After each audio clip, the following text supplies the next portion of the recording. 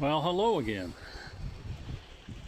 Not sure why the camera's so facing down there. Anyway, I'm here again. Actually, we were talking just a few minutes ago, but you weren't aware of that because that's on the other recording.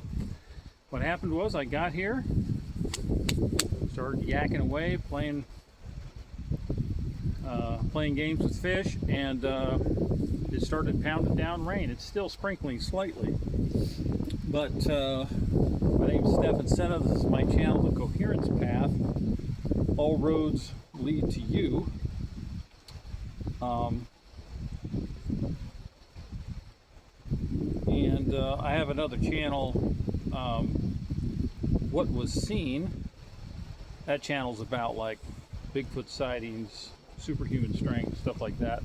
This channel is about more about some of my experiences after I began to paint, and I had a near-death experience in which I was told to paint,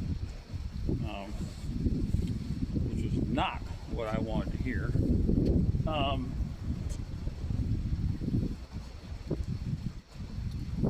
And anyway, this channel I mostly talk about consciousness, and the other channel talk about unusual events and things that have happened to me or that have happened to other people, and historical accounts that are well documented. Getting into some of those, I am looking for people to share their personal stories. So if you have one, get a hold of me through email, and let's set up a time to talk. But anyway, let's keep it simple today. I want to continue the conversation about whether or not there's such a thing as a subconscious mind. And it's my view that there is no such thing. Because I don't believe, but now I used to have that belief, and in fact I spent years trying to reprogram my subconscious that I didn't have. But anyway, it's an inherited concept. We inherited from other people from over 100 years ago, Freud and some other ones. They didn't have an explanation as to why humans do things at times. And I wondered that myself. I've made some pretty bad mistakes in my life and wondered, why the hell did I do that? And I spent my life trying to figure it out why. And basically it comes down to poor choices. Along the way, through our process of experiments, and call them experiments, our experiences with growing up in this world, which is all kind of an experiment, we make choices and we place meaning on things, and then that becomes our whole belief system. If we happen to see a group of blue ghosts,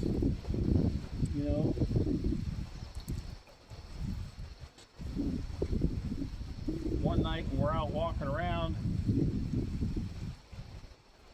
in the city, you might think, oh, there's blue aliens on the planet. Just most people don't see them. Then it turns out it's a group of guys that was always dressed in blue, and they just happened to be out that night, right? You saw them. But whenever we have an experience, we place meaning on it. And then that meaning can develop into a belief, a concept, a viewpoint that we walk around with. If you like or dislike your parents or the way they raise you, we create these concepts and ideas about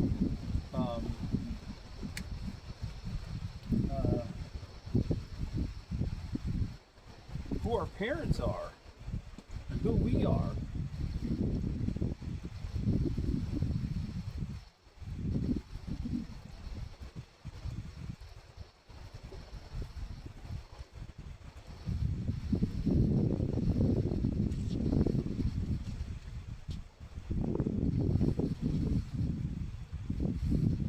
But my viewpoint is that we're 100% responsible for our thoughts, words, and deeds.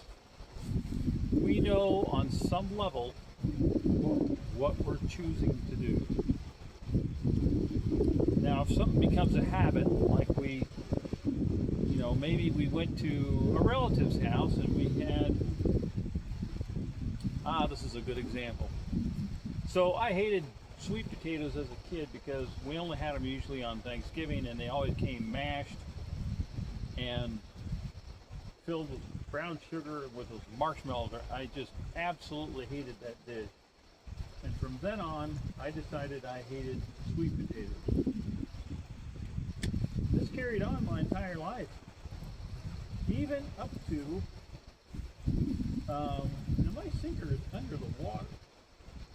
Oh, it's probably just the current. But even up to about 4 years ago, if you would ask me, do you like sweet potatoes? And I'd say, no, those things are disgusting. So I adapted a viewpoint, which became my belief that sweet potatoes were disgusting, based on that experience as a kid. Well, as fate would have it, or as I chose something else, I met a very lovely person who is an exceptional cook, and they served me sweet potatoes, and I had never. Now, I didn't want to be rude and say I wasn't going to eat them. I had never tasted anything that tasted like that. It was fantastic. I thought, wow, this is amazing. I didn't know a sweet potato could be like this. So that changed my belief of sweet potatoes.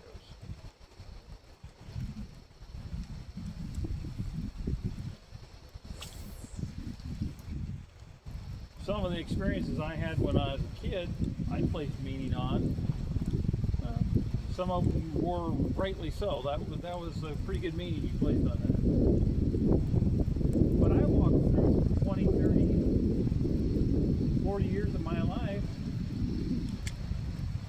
hanging on to that meaning.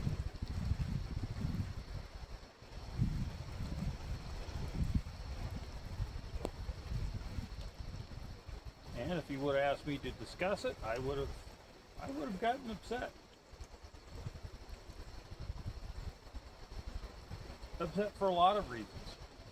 Not because particularly only my experience I had with my parents, but the experience that I created based on those feelings that were repressed through really bad choices in my life. But free will is the ability to choose. Once I decided to just let go of the meaning I placed on those events, that they were, that's truly what happened. But I don't have to hold on to the meaning anymore. Because the meaning was, that was bad, I was a victim, it was horrible, those are horrible people, blah, blah, blah. You know how things like that go. It just becomes a spiral of either blame, self-blame, regret, and it just goes around and around.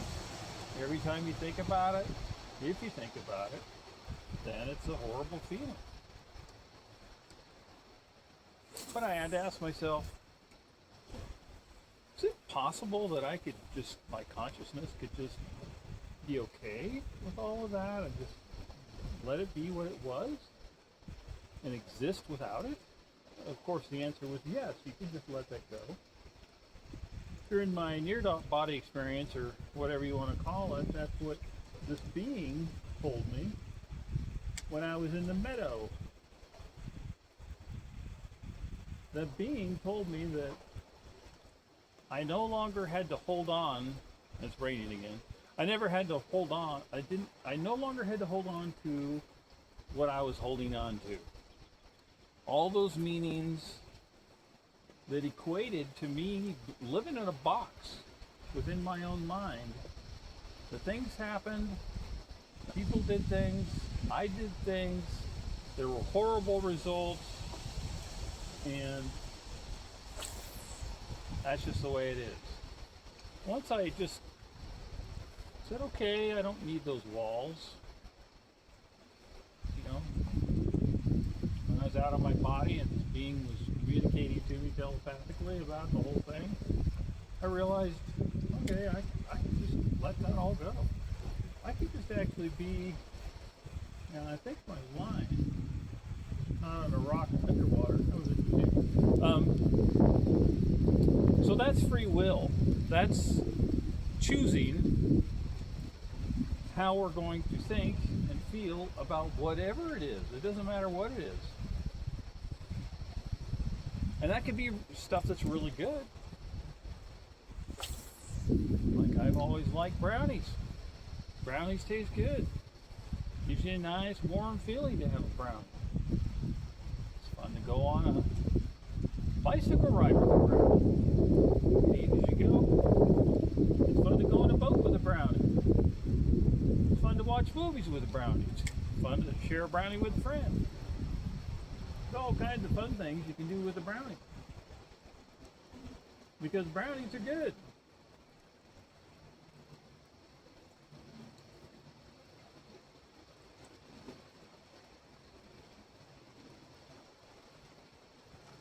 I'll move my bobber up.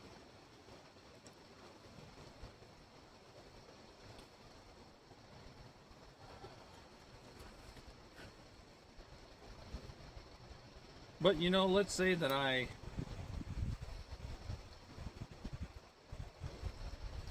fell deeply in love with a chef. And the one thing that she wouldn't make was brownies. She had this very high class opinion that a brownie was just a poor person's chocolate cake. And because I was so infatuated with her, I decided to adopt her belief. If I saw somebody eating a brownie, I'd just turn away. Somebody offered me a brownie, I'd say, oh no, thanks, I can't have chocolate, you know, some little lie. Or if I was in a room alone with a brownie, I might stand over in the corner and look in the corner. Couldn't face the brownie because I had such deep commitment to this person I met that said brownies were awful that I completely turned my face, repressed my desire to have a brownie, turned away from the brownie that I loved. That could happen in some alternative universe, which doesn't exist, by the way. This is the one.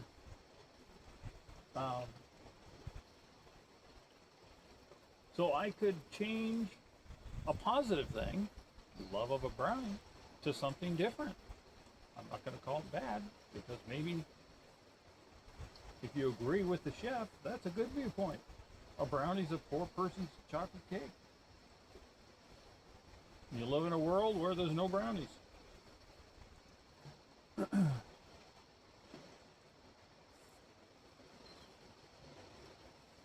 So we can change our view on pretty much anything because we have free will. We could choose to be happy, or we could choose to not be happy. I've had to choose that several times. In a way, I kind of think it's my soul giving me this path of doing carpentry as, you know, an opportunity to learn.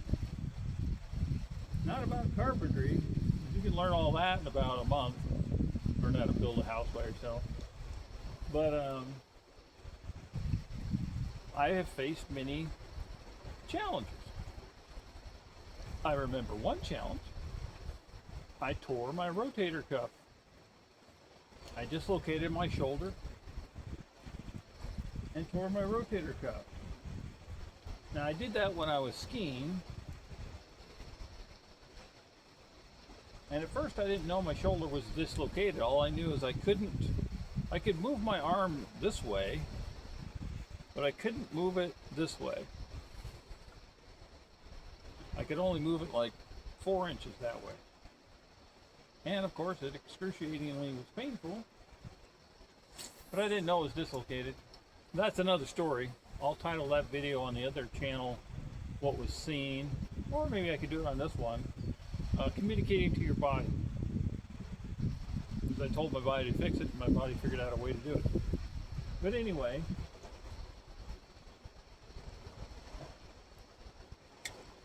I tore my rotator cuff, but I still had to go to work. I had responsibilities. I had to pay bills. I had to be loyal to my client that I had at the time and so forth. And it was the most excruciatingly painful thing to deal with for months.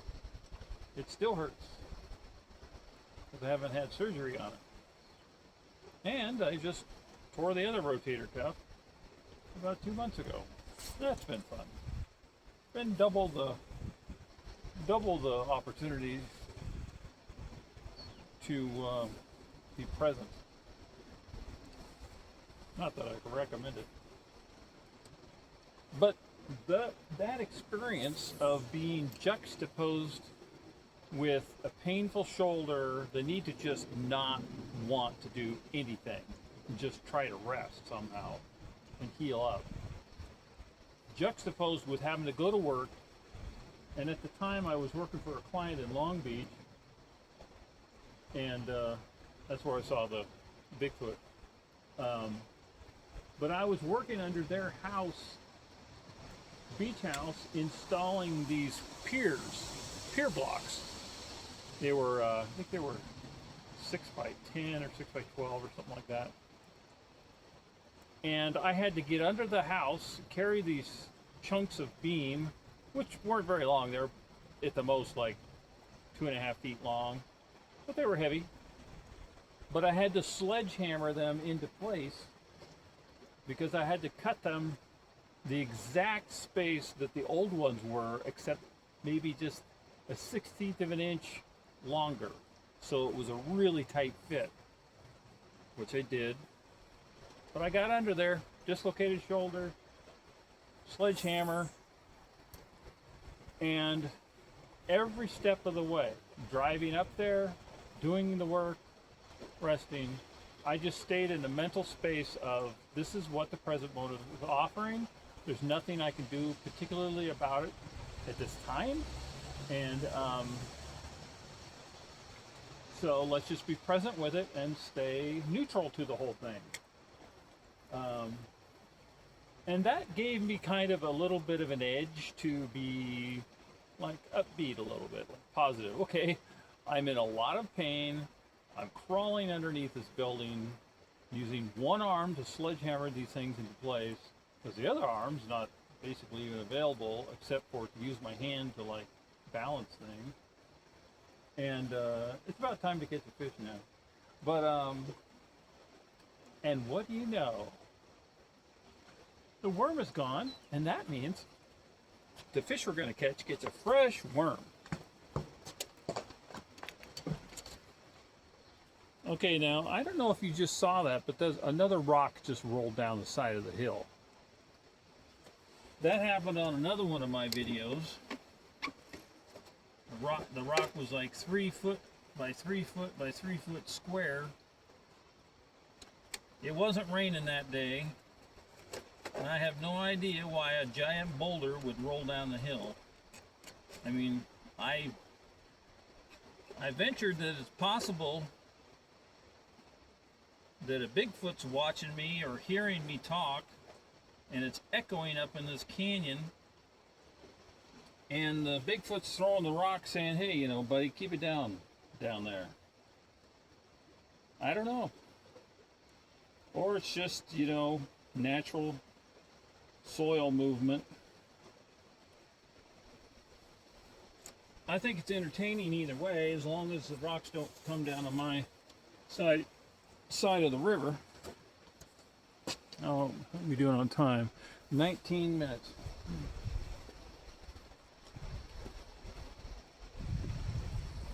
So anyway, during that process, which went on for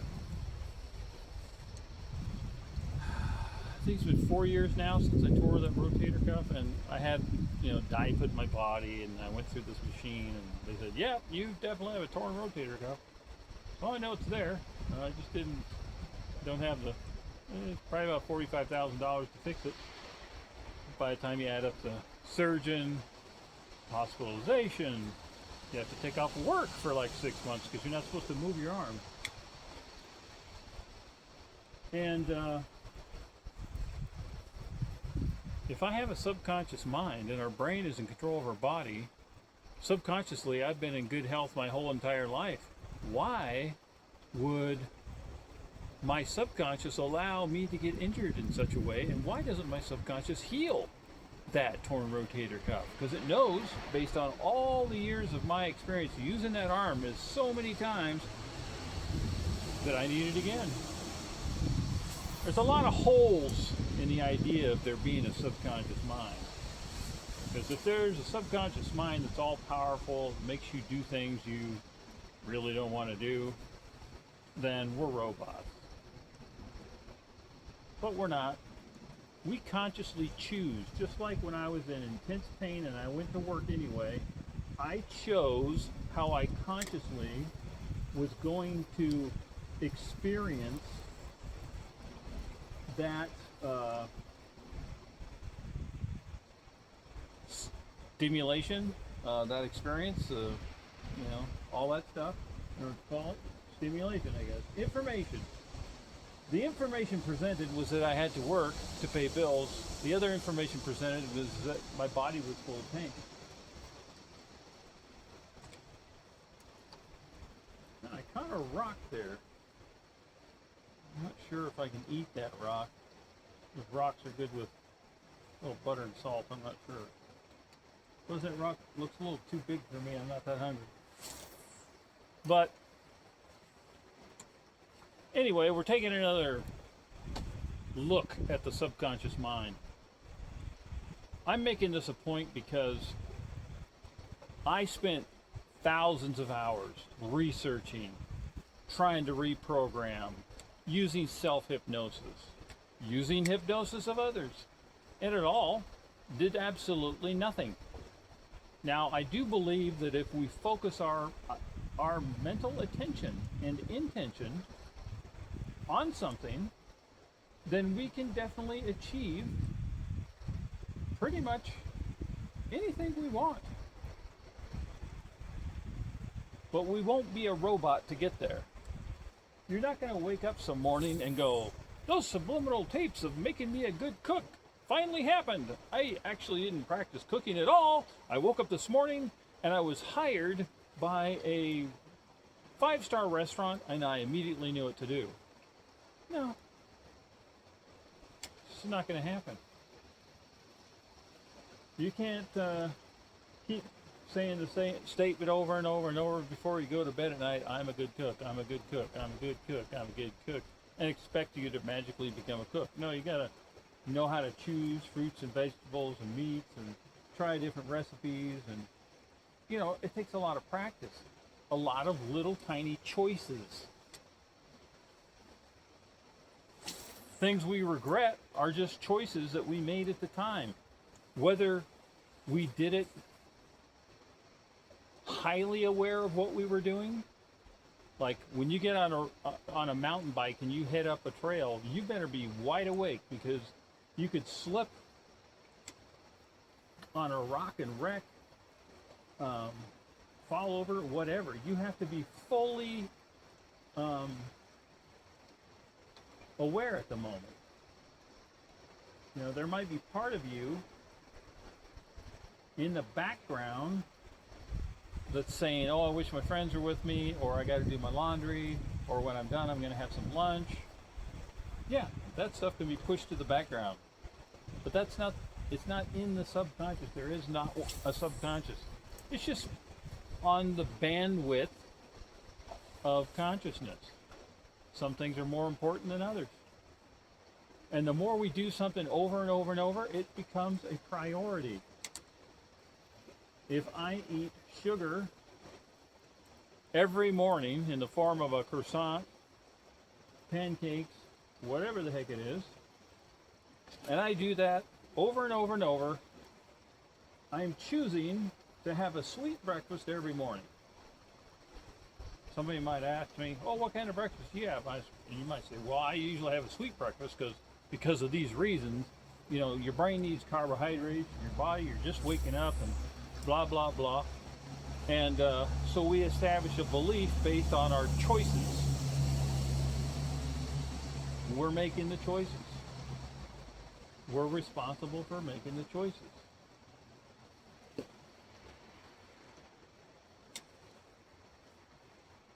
And there are hundreds of thousands of people reading all these books on the subconscious mind and manifestation. And I would venture to guess that there is people out there thinking that all I have to do is reprogram my subconscious mind and everything will magically happen for me. Well, I used to think that way. I didn't really understand how manifestation was happening. It wasn't happening because I was being positive and visualization and you know, mantras and saying things out loud, writing things down. I must have spent hours, I mean hundreds of hours writing things out, all these positive intention stuff. Now, it's really simple. Within our consciousness, there's the focus spectrum of what we're placing our attention on.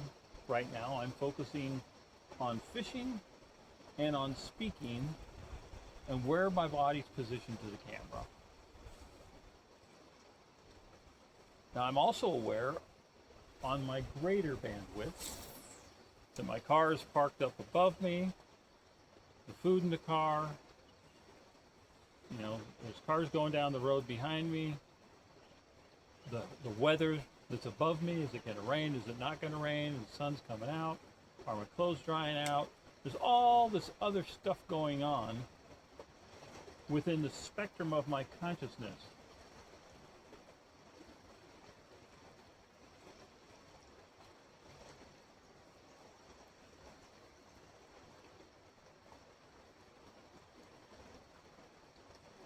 So if we really think about, when I really think about, oh, is my subconscious just controlling my life?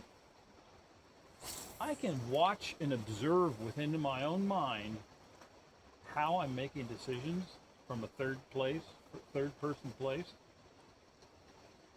That observant self you get in meditation.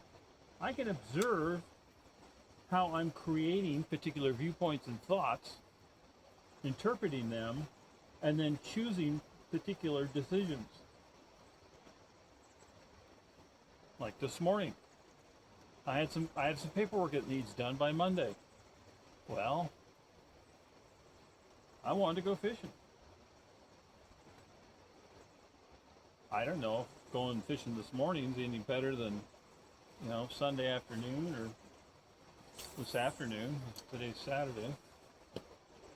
But I justified within my own mind when I thought the best time for me to go fishing was, and that was this morning. Because it coincidentally helps me avoid the fact that I have to do some paperwork. Yeah, I don't really feel like doing the paperwork. I think I'd just go fishing because, you know, Saturday morning's probably a good time. It just rained to go fishing because fish can be active after it rains. It all makes sense. It's all perfectly logical. And that's how we make decisions. We make all these decisions within our own mind. And then, of course, however we talk ourselves into them, that's what we use to justify doing them. And it all makes sense to us. So we're making decisions out of our free will all the time. Even subtle decisions that we think, oh, I've been doing that since I was a little kid. Well, yeah, I've just been doing the same thing since I was a little kid because I keep choosing to do the same thing.